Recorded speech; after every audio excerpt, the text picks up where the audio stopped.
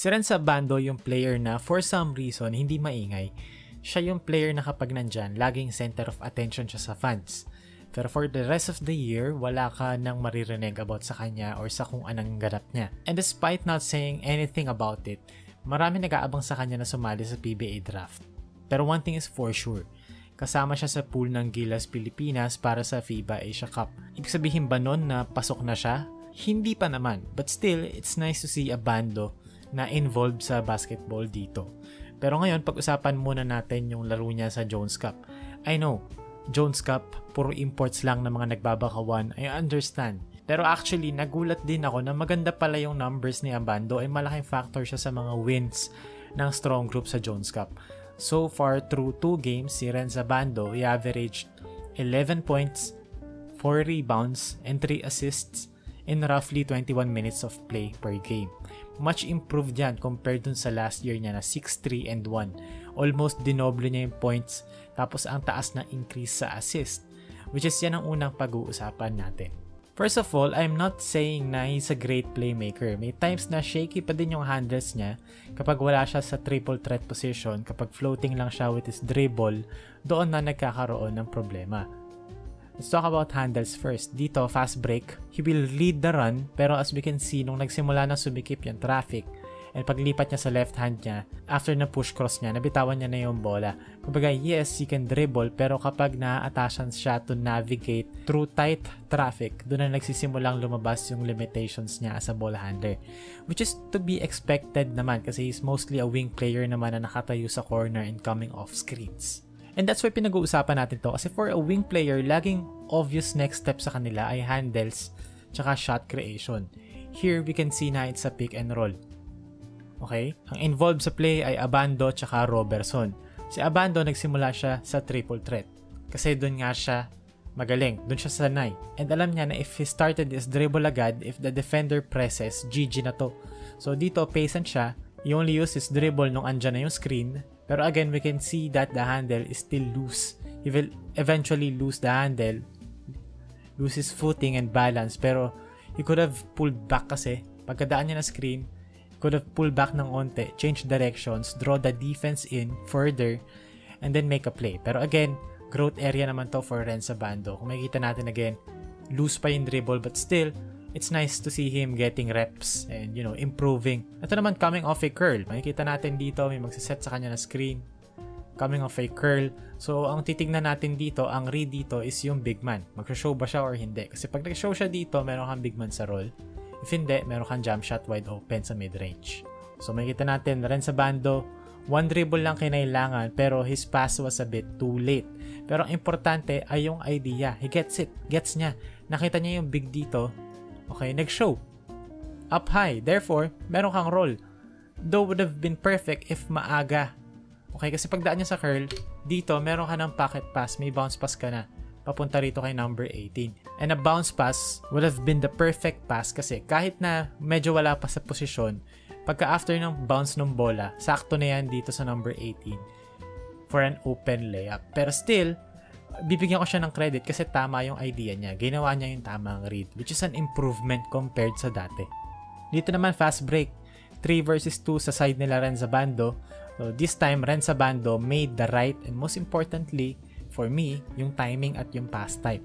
He waited for the defense to commit. Makikita natin, 2 versus 1. Nag-commit sa number 3. Nag-juke. Tsaka niya binigay. And then correct yung pasa niya. Dito, bounce pass. So, pagdating ng bola kay Ildefonso, sakto. Nasa timing. Kasi if in-skip pass or binounce pass, ay hindi binounce pass rather, chines pass niya, matatapik yan kasi yung hands ni number 3 are up high.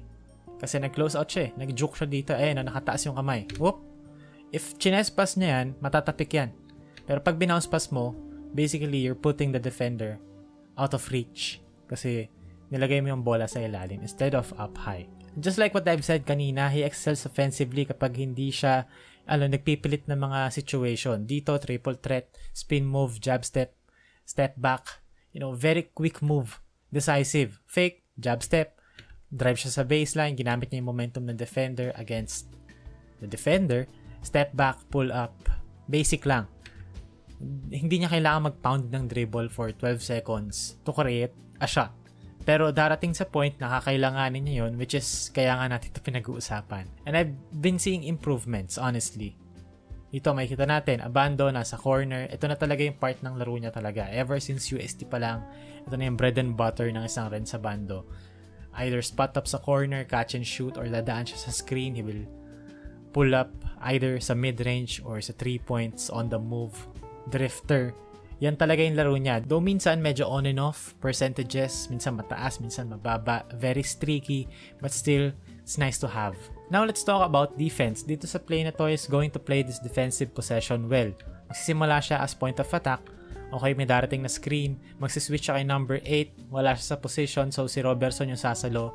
And Renz Abando will then peel switch papunta dito sa corner. So nakita niya yon, na-recognize niya agad na mag-extra pa si number 8. So ginamit niya yung athleticism and length niya to recover. Tinapik yung bola palabas. May high five pa to galing kay Robertson. Stamp of approval from an all-NBA defender. And si Renz Abando, obviously, yes, payat siya. Pero he makes up for it naman with his athleticism and length. Makikita natin doon, ginamitan siya ng katawan ni number 9, ni Jericho Cruz ng Taiwan. Pero kahit na medyo nawala sa position si Abando, okay, mahaba naman yung galamay tsaka athletic siya to put up a contest and bother offensive player, which is a nice asset to have. Mapa PBA man yan or Gilas Pilipinas, I would rather have that instead of CJ Perez, with all due respect. Speaking of length, dito, ito yung napansin kong signature Renz Abando play. He will either get a good closeout, a steal, or susupalpalin niya yung jump shot, tapos diretso fast break, either dunk, or he will finish over a defender. Yun yung signature Renz Abando play na napansin ko. Dito, okay, makaka-steal siya dito. He will play this lane well.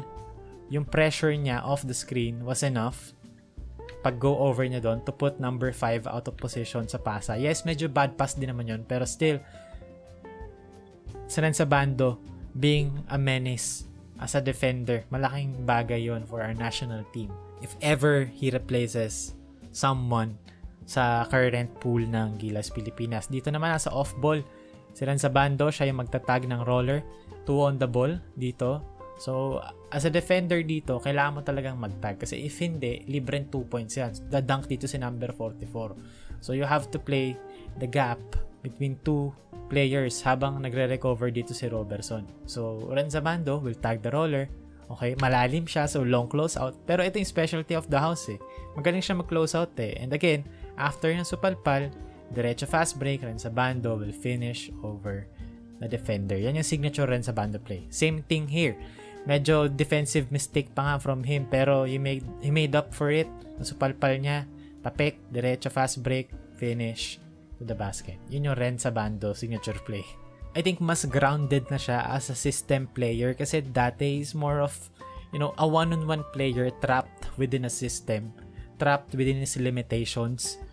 Like one-on-one player siya pero hindi enough for him to be a two-guard. One-on-one player siya against, other forwards na mas malaki sa kanya, which made that strength kind of irrelevant in the first place. Pero ngayon yung laro niya is more composed, more controlled, more appropriate sa kung ano siya as a player. And I think nahanap niya na kasi yung niche niya as a player.